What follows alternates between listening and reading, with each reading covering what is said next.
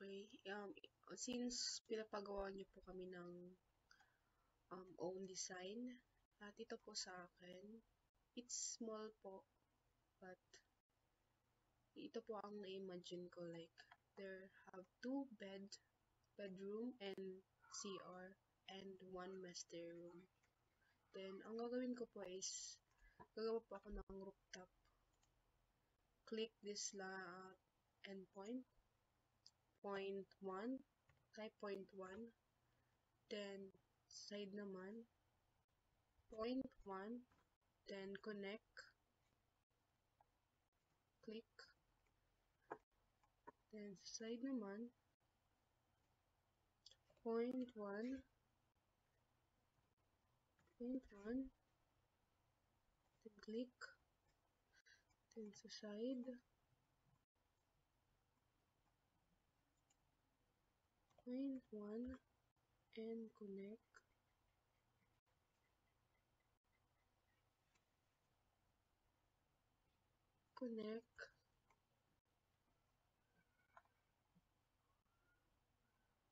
then sa side naman, connect. Yan, nagkaroon na po siya ng parang edge. Then, ipupull lang po natin siya sa harap or sa baba. Push-pull. Yan. Tama lang. And then, kuha tayo ng group. Click the midpoint here. And type 1.2.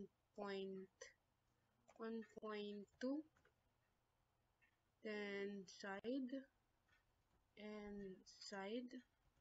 Then, erase the middle. Then, pull.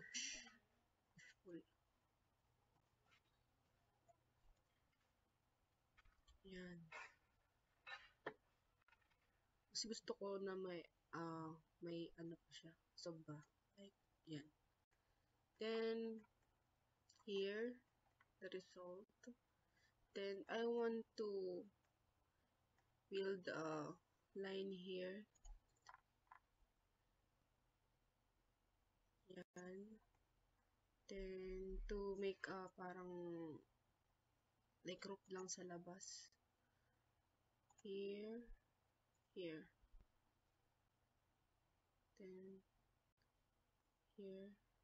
here. Then, push.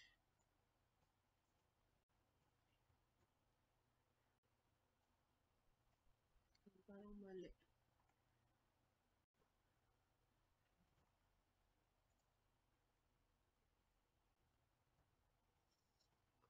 Yan. Then, gawa ko ng line.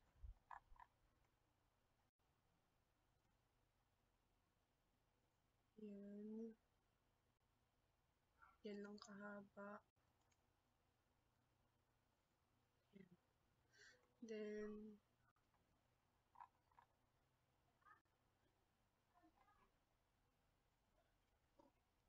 ito. Lang. Click ulit. Yan kahaba.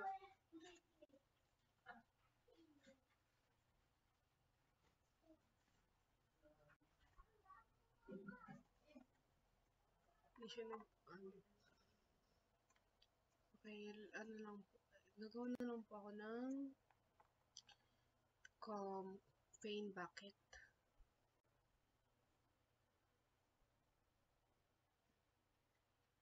Loading.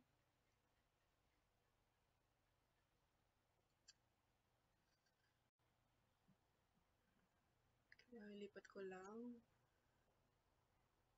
Then,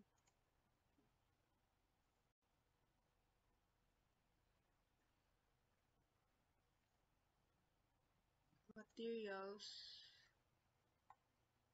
Loading ulit.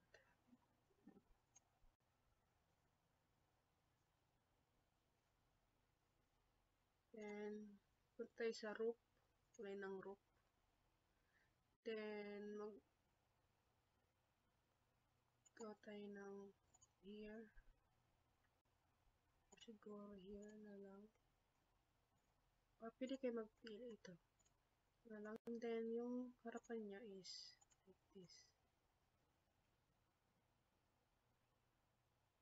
Siguro, lagyan ko na lang ng line. Just F offset.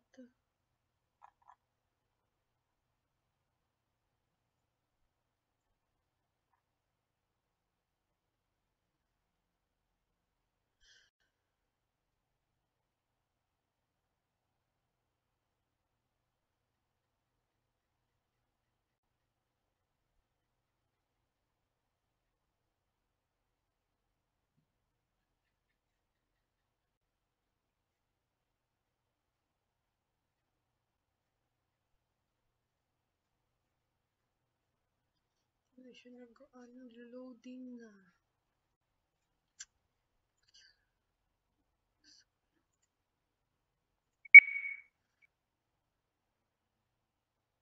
Then, parang ano lang, point. Yan, ganyan lang. Para may design ng onte. Then, lagyan ng roof. Here. Then, the side is dito. Pilihan tayo ng maganda.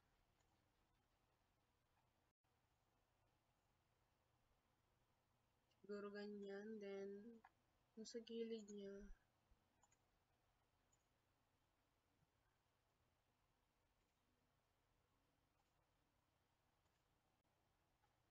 yan. Tapos na.